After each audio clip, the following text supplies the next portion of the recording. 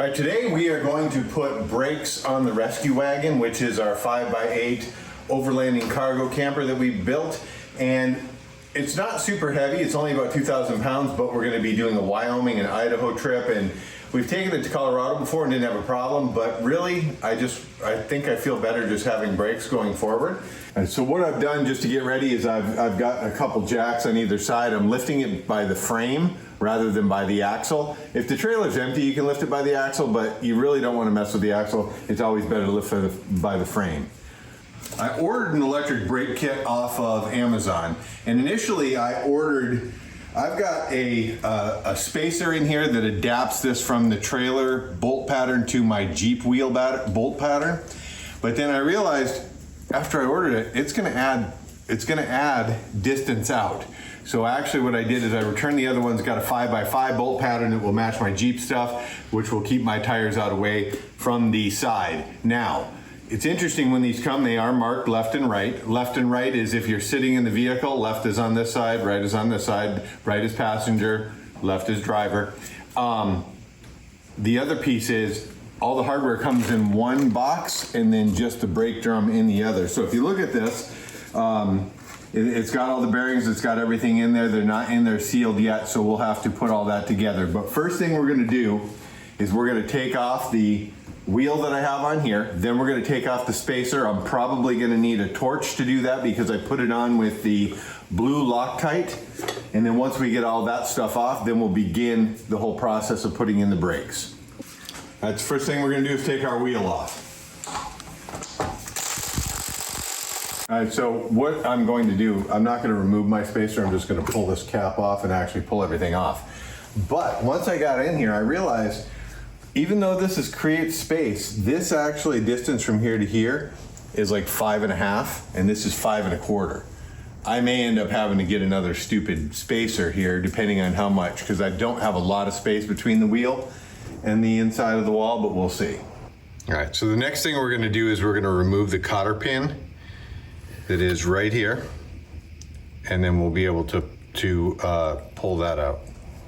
All right, so we're releasing the cotter pin, or we're bending down the cotter pin here so that we can get it out. And you can see it comes up to the top here.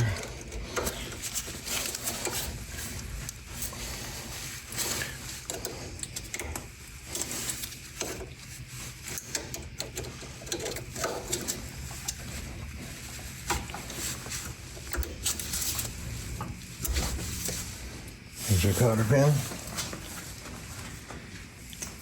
And the next piece that we're gonna do, we're just gonna kind of wipe this off a little bit. So we're gonna actually hand untighten this. Now these are never completely tight.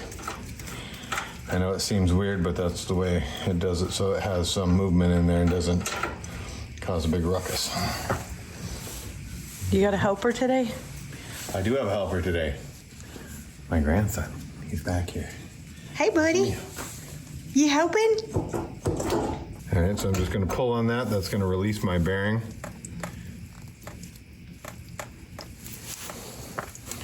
Pull that a little bit more. Got the other bearing that's up inside there. Then I'm gonna take my handy dandy cloth and clean off my spindle. I'm gonna spray some brake cleaner on it, but not right this minute because I don't want to get it stinking in here. All right, so then what I'm going to do is I'm gonna take a wire brush on my drill and just kind of clean this area up because the back of the brake caliper will be connecting to that. So I want to get this all nice and clean, and then we'll begin kind of fitting things on just to make sure everything's going to work, and then we'll begin packing bearings and so on and so forth.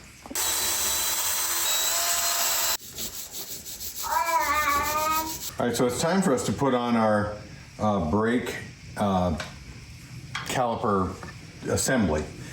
And it says that it's left hand, but this is the auto adjuster. The auto adjuster should be down, and you can see there's an arm right here. That should be pointing forward, excuse me. So what I'm gonna do is I'm gonna kind of keep these wires out of the way as I place this into the holes. Here, I've got 4 bolts. Gonna line up, coming in, and line that up. And hopefully, if I can see correctly, push that in like that. So now what I'm gonna do is I'm gonna get the nuts that they provided, and I'm gonna hand snug those on just to hold it in place. Okay, so I'm gonna put a lock washer and then a nut on each one. Initially, I'm just gonna hand tighten them. What are you saying? Okay, so we've got the nuts and everything back on here now. I've tightened them down with a, what do you call it, a regular socket wrench. And there's limited real estate back here, so you kind of need a short socket to do it. Now we're gonna torque them to 50 pounds. According to ChatGPT, that is the correct area to put it into. Okay, so we've got that where it's tapping in, so we'll do that to all four. Once that's torqued down, now we're gonna move on to this. Now, before I start putting everything, the bearings and packing the bearings, I've got this little grease fitting that squirts grease out in different places here. What I'm gonna do is I'm gonna run some fresh grease through that to push out the old grease, because I've greased it several times, but I don't know which grease they originally used. I just wanna kind of have all the old grease out, so I'm just gonna squeeze a little bit of grease through there and wipe it off. All right, so I just got this grease gun off of Amazon. I'll put the link in the description below. And the thing I like about this is it attaches on and then it's hands-free. So I'll put that down in the description below. And we can see that there's green coming out already, which I'm going to, didn't realize it was gonna go that quick. And grab my, so, gonna get all that old grease out, because this is actually the red tacky grease. So we're just gonna kind of keep going with that until she turns red. All right, so that's that. That works out pretty good. So we've got two sets of bearings. This is gonna be the rear bearing with the seal that'll go on it, and this will go in at the very end. And what we need to do is we need to pack these full of grease. And you may have a bearing packer. If you have a bearing packer, that's great. If not, you'll need to do it by hand. And I think the first time I ever packed grease in a bearing was I was probably about 12 years old, and I was helping out a friend of mine, and his grandfather was in there, and he talked about the importance of making sure you don't just grease them, you pack them, and you pack them well. So, you know, old folks, you start getting too smart, thinking you're too smart, and then you're gonna screw things up. So we're gonna do it the way he showed me how to do it. And we're gonna do it by hand. You'll definitely wanna have gloves if you can. So to do this, put my glasses on first because I can't see. And then I am going to squeeze a certain amount of grease into my hand.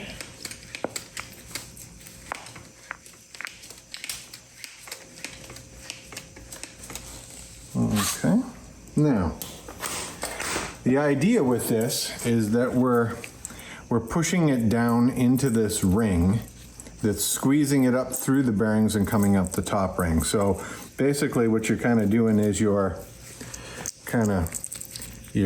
pushing it as you're turning it, and you're looking for it to eventually come up through the top. So I'm gonna just kind of keep going in circles, pushing it down into my hand so that it pushes up in there. And then eventually what I'll do is I'll kind of do like this and make sure it's all in that way as well. So with this, again, you know, take your time.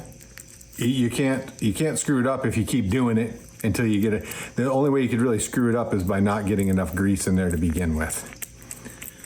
So we're just gonna kind of keep working this through, and then I'll show you what it looks like when it's all done. Okay, so this is what it looks like when it's done. And also when you push down on it, you can see where the grease wants to squirt out the very top. So you've got it in everywhere that it needs to be. So now I'm gonna set this on a piece of plastic off to the side. And because I'm already nice and greased up, I'm gonna go ahead and do my front bearing as well. And we're gonna follow the same procedure on that. So I'm gonna use up what little bit of grease I have here in this hand. And then I'm going to put a little more grease in there. All right, so the next thing we're gonna do is we're going to put the bearing in here. I'm going to actually use a little bit of grease. I should have probably left my glove on, but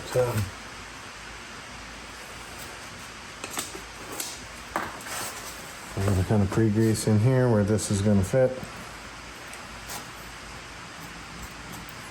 Just want to make sure we get that coated nicely.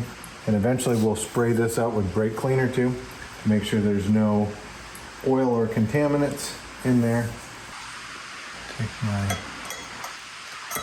packed bearing, put it down in there. Okay. So the next piece we have to do is we need to put in our seal. And that's gonna go basically there. So what we're gonna try to do here is get this in here nice and, excuse me, we're gonna try and get this pushed down here nice and evenly as we do it. All right, so with this seal, we're gonna try to tap it evenly around the edges.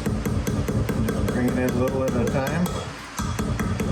Funny, it'll be kind of hard, and then all of a sudden it wants to go.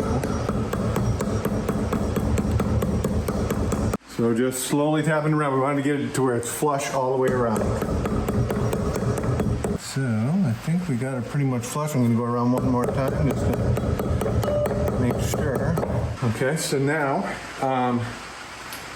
what I'm going to do is I'm going to grease the shaft with just a little bit of grease,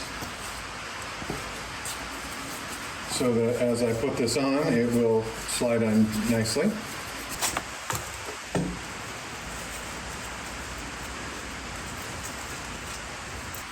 All right, so I'm going to go ahead and spray these drum brakes just to make sure that it looks like there might be a little oil or something, any contaminants.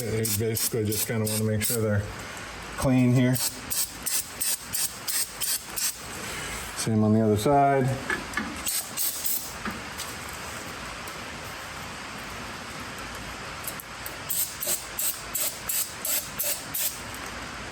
Okay, so now I'm just spraying the inside of the drum with the brake cleaner again, trying to get any contaminants while not touching my grease that I have on my bearing.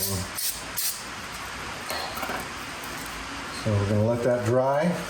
While that's drying, I'm going to go ahead and pre-grease inside where the bearing is going to go. All right, so I'm going to go ahead and slide this on now. So I'm going to slide that right off. All right, so that's feeling pretty good right now. So the next piece that I need to do is to grab my bearing.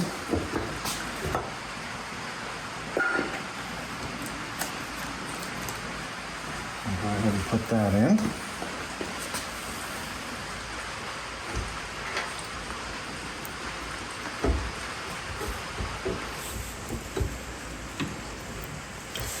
It does not seem to be going in far enough. What's up with that?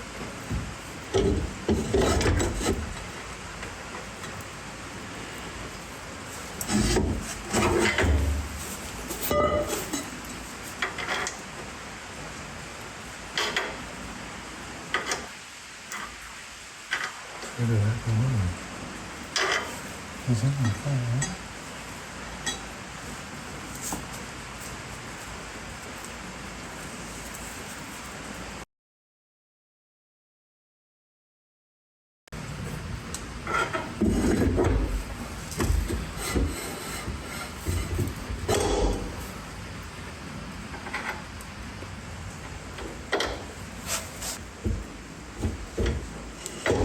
Ow, my thumbnail on. Okay, there we go. All right, so now the next piece to go on here is this. I'm going to squirt a little extra grease kind of up in there and just kind of push it in.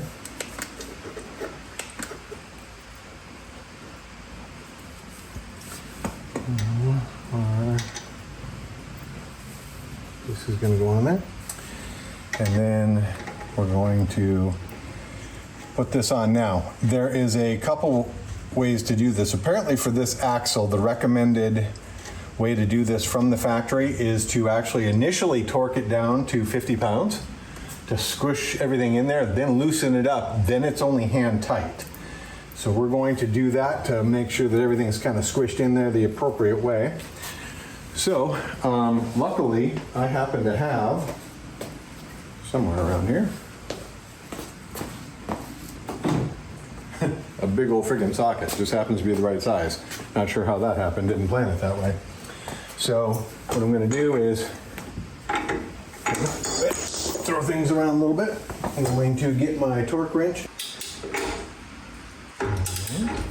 So I've already got this set at 50 pounds. Okay, so that's 50 pounds. And now I'm going to give it a couple of spins. It will spin, just to make sure kind of everything is seating appropriately there. Now, if you left it like this, you'd end up burning out your bearings, you'd have a big old problem. So that's just to squish and get everything in initially. Then we're gonna pop it back loose. Okay, and I'm gonna loosen it up, and then we're gonna come back in, hand tighten it. And if you look, you can see this is where our cotter pin's gonna go through. So what we're gonna do is we're just gonna go hand tight. Okay? And really, hand tight pretty much ends up being right on there. So now what I'm gonna do is I'm gonna push my cotter pin through. I think.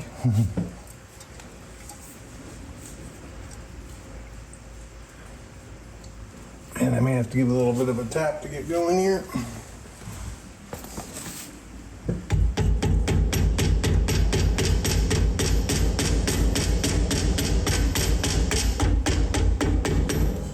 Okay. Make sure everything's moving freely in there. Okay. And I'm going to tap that actually a little bit more. Make sure that it's down all the way in. That cotter pin is down in there. Okay, and then I'm going to wipe off the grease so I can see what I'm doing. And this one up this way.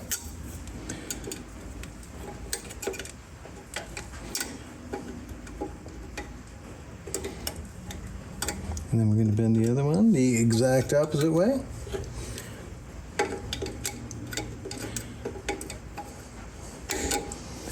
All right, so now we have got that in there.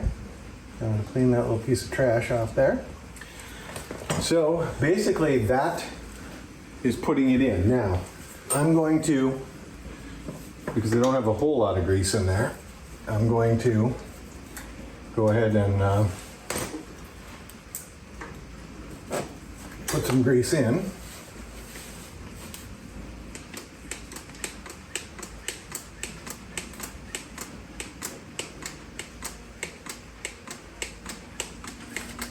Okay. And then, see, it feels like everything's good. Now, this is self-adjusting brakes.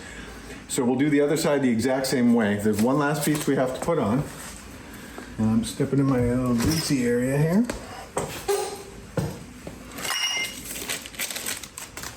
So there's one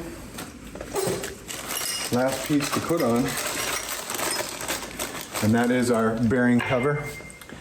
And this allows you to pull the rubber piece out and grease up as needed. So,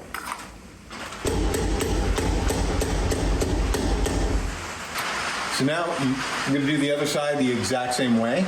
So I won't film that unless I come into something that's unique that would be of value.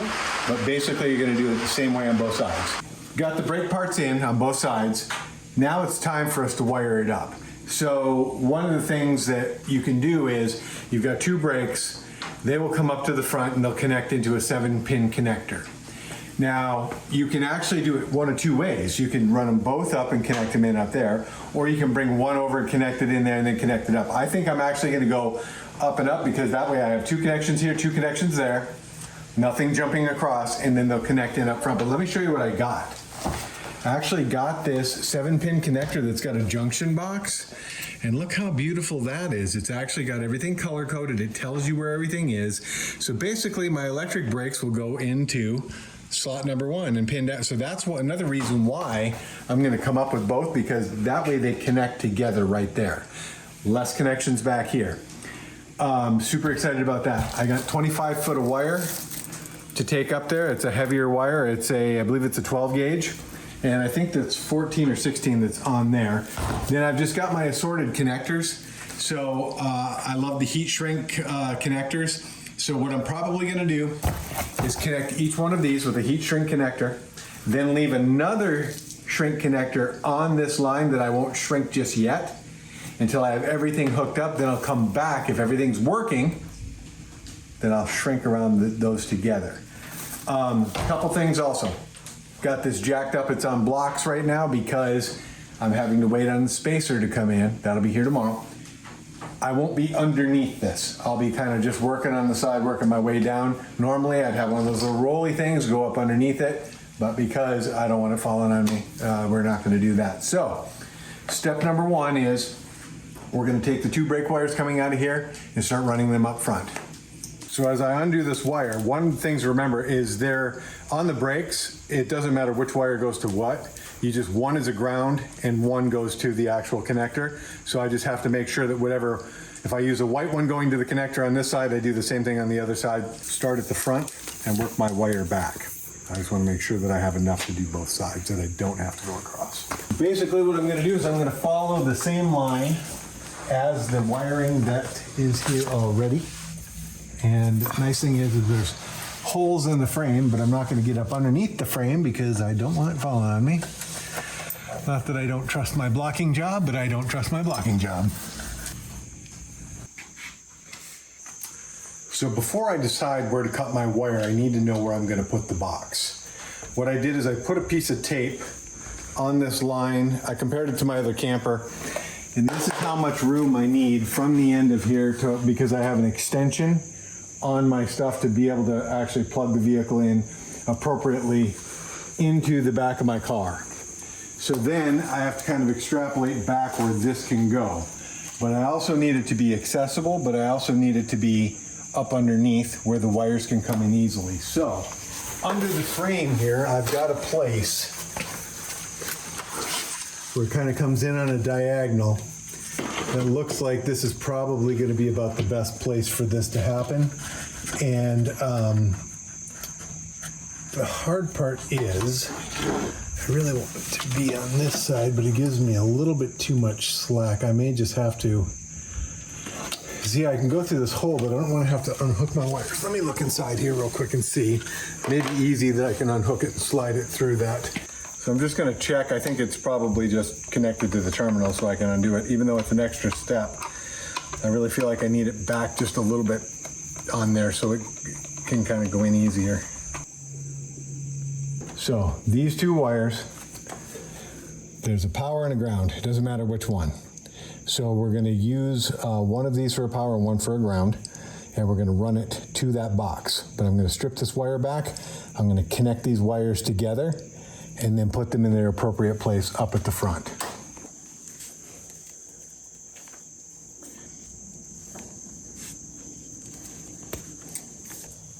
So with these little thinner wires, what I did is I stripped them a little further.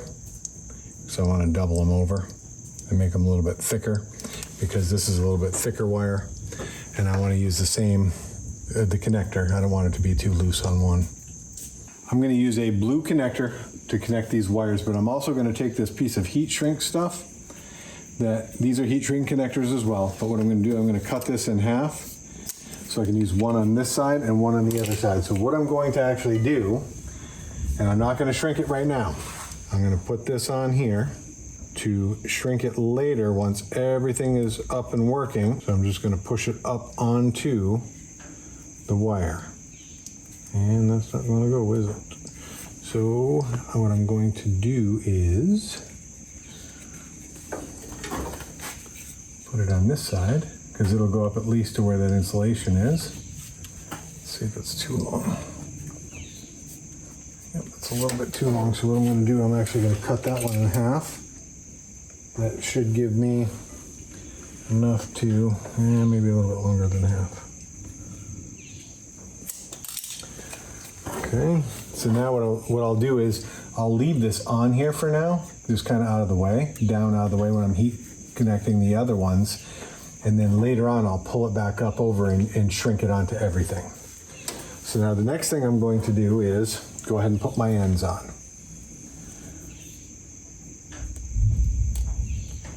I'm just gonna twist until I get that in there. And then I'm gonna use my crimper. And I'm going to crimp that down on there. Make sure it's solid. Same thing on the other side, on the other wire. And I'm doing the thicker wire first just because it's more of a, it kind of just barely fits in there.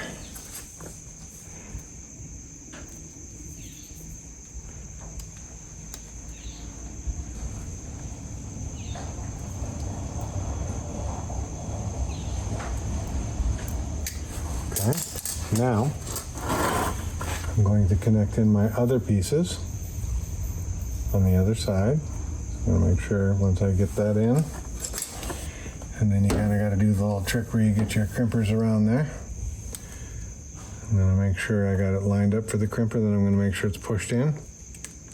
Crimp that down. Okay, same thing on this one.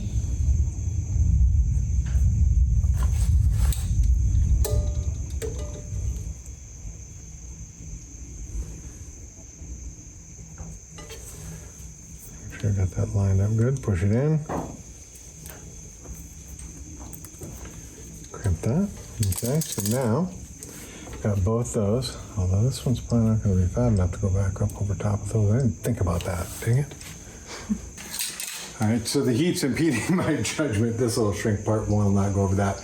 I still may shrink it down just to hold on to the other stuff, but I could possibly, once I cut the wire, just run this back from the other side, a little fatter piece, but we'll see. With your heat gun, you just want to heat these up till they start shrinking around the wire. Try to do it evenly. You can see when it starts to go. Don't want to get too close and melt anything, but you definitely want to get that to where it starts shrinking up around the actual wire.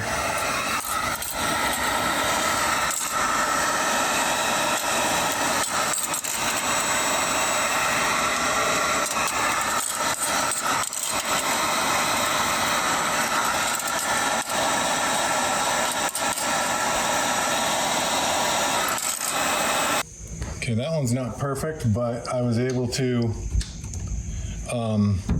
get it up over the edge there, so I'm going to heat shrink this and then I'll put that big fatter one probably over the whole thing a little bit later. All right, so what I'm going to do is I'm going to zip tie some slack in here. So obviously this is all the way down because I have it on blocks right now, but as it goes up and down, you just want to have a little bit of room there. I'm not going to tighten this up yet because I want to see if I can get that heat shrink piece back on through here once I cut the wire to its final length. But eventually that will just be zip tied up tight, and then I'll, as I've run it through next to the other wires going forward, I'll just zip tie those together so it's snug all the way through. All right, so now I'm going to clip these wires to the appropriate length. I've given myself a little extra, making sure that I had more than enough for the other side as well. All right, so now I'm going to do the exact same thing on the other side, but as I come up to the front, I'm going to come across this front member to connect into the box because the box will be on this side.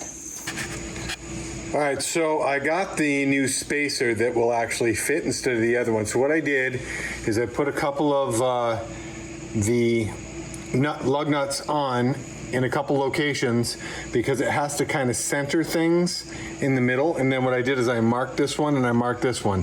So I'm going to start off down here. I'm going to turn this, and what I'm going to do is I'm going to use the blue thread locker, and I'm going to put it onto the threads. So I got the blue thread locker gel, so what I'm going to do is go up inside there and put that right around the last outer threads on.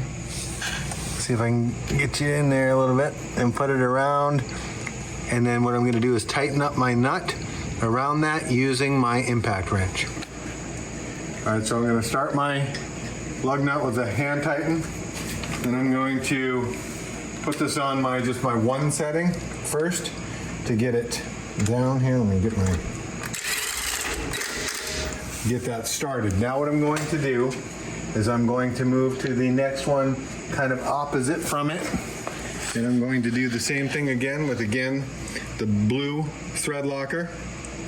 And I'm going to put a little bit on there. And I'm going to put it up, get it around on those threads, mainly on the outer edge. And then I'm going to, again, lug nut. I'm going to do this with the last lug nut I have, and then the ones that I marked, you can see I marked this one, and I marked this one down here, and those are just placeholders. So once I get the other ones on there, I'm going to pop these off and put the thread locker on there as well. Then I'm going to sink everything down fully tight.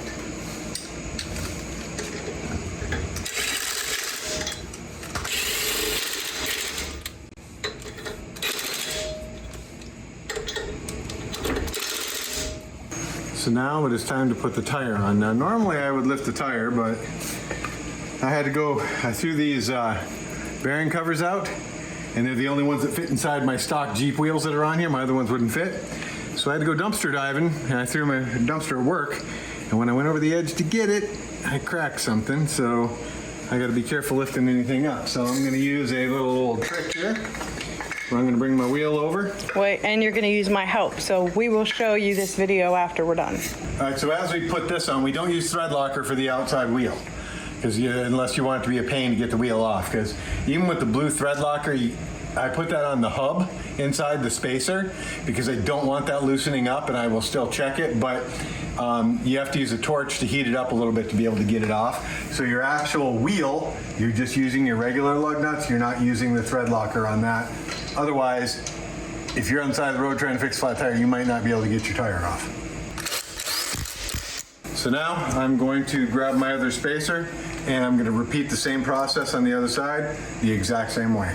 All right, so I'm going to want to mount my box here, so I'm going to mark the holes.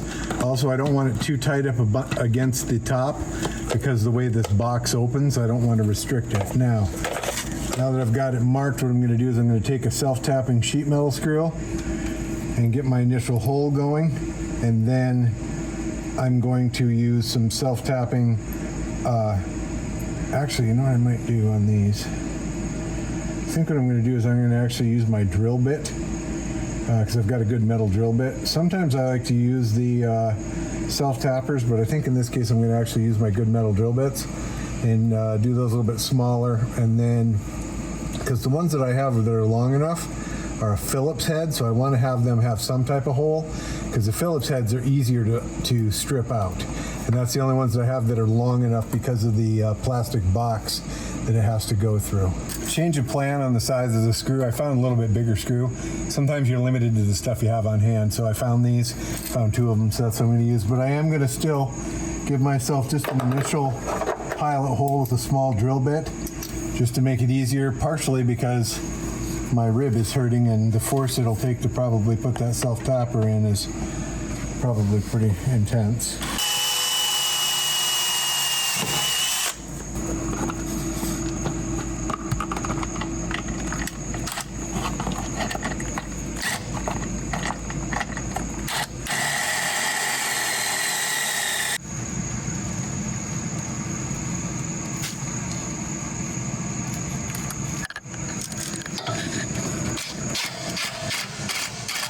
What I'm going to do with this wire here is I'm going to make a loop of extra wire.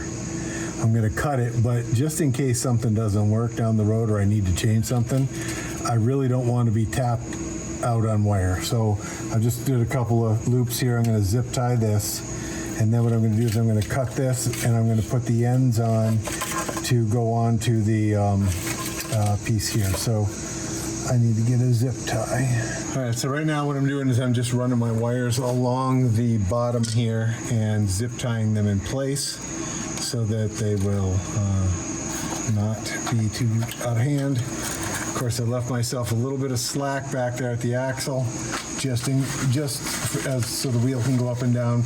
It's not just pulled tight. You don't need a ton of slack, but a little bit just helps. I'm unearthing the wire from its shell all the way to the end here because it's color coded, but I want to make sure that it's color coded appropriately because it'll show on the schematic which one of these is which, so I can look at the wire. So I'm trying to remove all this old tape and junk and stuff to get it out of the way because I want to make sure what it is before I completely cut the wires. I don't want to cut the wires and then kind of have to go back and figure it out and look at the cut piece and all that kind of stuff. I want to look and see how it looks going in here, if it matches what they say. I cut off the wires at the desired length. This little grommet, I'm going to drill the hole so that I can fit the wires through. Hopefully I can fit them all through. I'm just going to kind of go through this gently. Push this up on the wires so that this will sit in the box eventually and hold them. But I want to get through so I can deal with the wires and get the ends on the wires.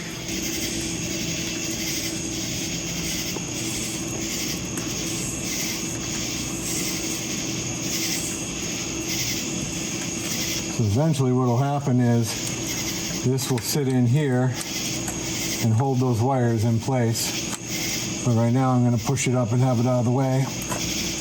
And I'm going to start stripping wires. So what I'm doing now is I'm putting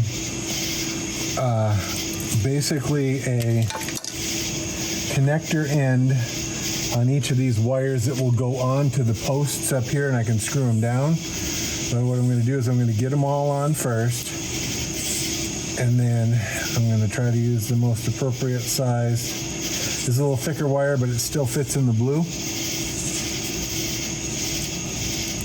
So I'm going to twist that on and then crimp it. Are they heat wrapped in? Yep, and these will heat shrink eventually after I crimp them. So I'm going to get them all on and crimped, and then I'm going to heat shrink them on. All right, so I'm going to use an 8mm socket to take these off and put the appropriate things to them. So for this one, the first one, the blue, that's the electric brakes. So for each of the electric brakes coming, I have a white wire, which will be the ground. It'll go to the ground. And then a black wire that will go to the electric brakes. Then on my 4-pin connector that I took off, it's got 2 browns, a green and a yellow and a white. The white is going to be the ground. The brown, it actually lines up with what these are, is going to be, the brown is the right stoplight. So the first wires I'm going to connect are my trailer brake wires. The white wires will go to the ground. The black wires will go to this blue first one, which is the electric brakes. On my 4-pin connector, I'm going to connect just the ground. Then what I'm going to do is look back at my schematic that tells me which each of these wires are so I can put them in the appropriate place. But I'm going to do this stuff first because it's easy and I know where it goes. I'm going to use an 8mm socket to loosen these up so that I can put it on. As I go to put these in, I'm fishing them through. Eventually I'll bring my grommet back, but this will secure them down. So right now I'm going to do both trailer wires and the white ground, or both trailer brake wires and the ground. So I'm going to fish all of those through underneath that piece that will secure them down, and I'll tighten that down once I get all the wires through and connected.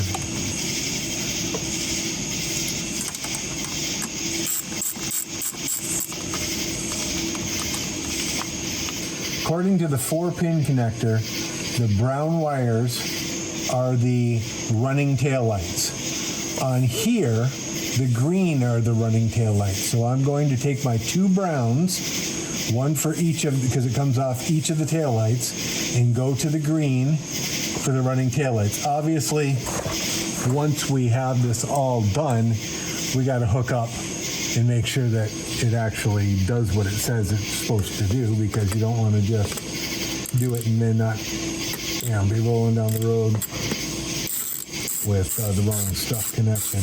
Quick tip, if you ask ChatGPT to find the things for you, it's a lot quicker than trying to find them yourself. So I asked it for a 4-pin trailer connector schematic, and it gave it to me. Now, we're going to find out if ChatGPT knows what it's talking about once we hook it up to the car and we can check all the things. According to the schematic, my yellow wire is the left turn. A bug trying to get in my face. On here, left turn is the red. So we're going to go yellow to the red.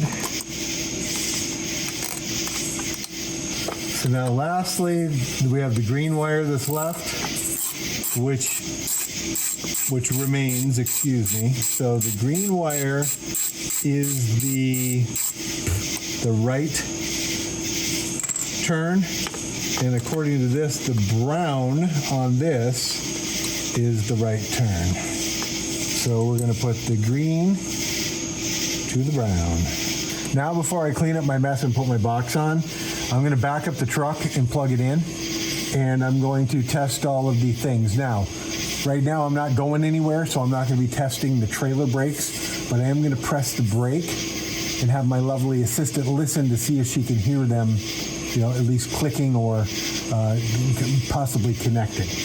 But we will check all the lights and make sure all that is good, and then tomorrow in the daylight, that's when I want to do the brakes so I can, you know, just see what's going on and that kind of stuff. That's where those were. Remember when I drilled the hole in the thing? I was thinking, I knew there was some, but I couldn't find them. It's because they're attached to the end of the stinking wire. Don't make that mistake. It's probably because you didn't eat your toast. I didn't eat my toast. All right, go ahead. First good sign is that we have running lights. The bad sign is that I'm such a pigsty maker when I'm doing stuff, I can't even make it to the back of the car without tripping. So we got running lights. We're going to die of asphyxiation here if I don't hurry up. So I'm going to press the brakes, and my lovely assistant's going to lean down here by the brake with the camera and see if she hears a click. Then she's going to go to the back after that and see if she sees the brake lights going on.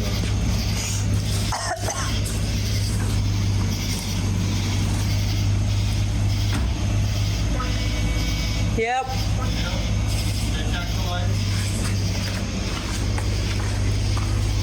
Yep. Yeah. Okay, now, left signal. Yep. You gotta be where I can see your valve. Yes. Right signal. Yes.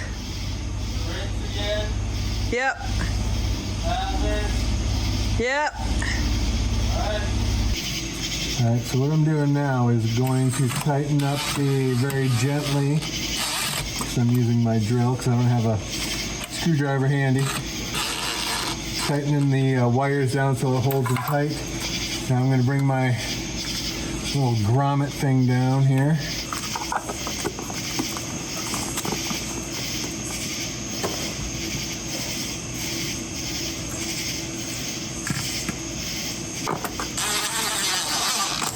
That actually is, I think, an easier way to do it than trying to connect wires and different things. I like that you can put them on the post. You can take it off later. It's pretty much waterproof. I may even put a little bit of butyl tape just around that just to keep the water out. It turned out pretty good. Obviously, it still works. You're still underneath here, but, you know, having brakes on here is going to be a great addition just for going down those big, tall, steep mountain roads.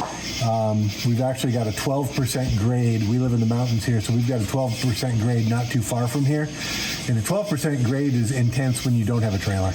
And so it can get a little crazy. So tomorrow morning, we're going to take it for a test drive, and these are self-adjusting brakes. So we're going to go out and press the brakes several times and see if we can't get them to self-adjust. And then we'll adjust the tension on our brake controller for the appropriate level, and we will be good to go.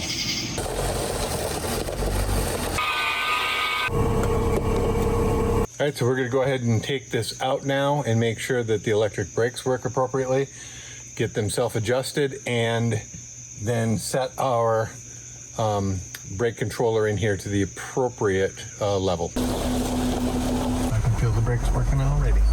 All right, so we took it and we were doing the self-adjusting on the brakes, and I was thinking I was going to have to come back and actually kind of manually get them to the point where they would self-adjust.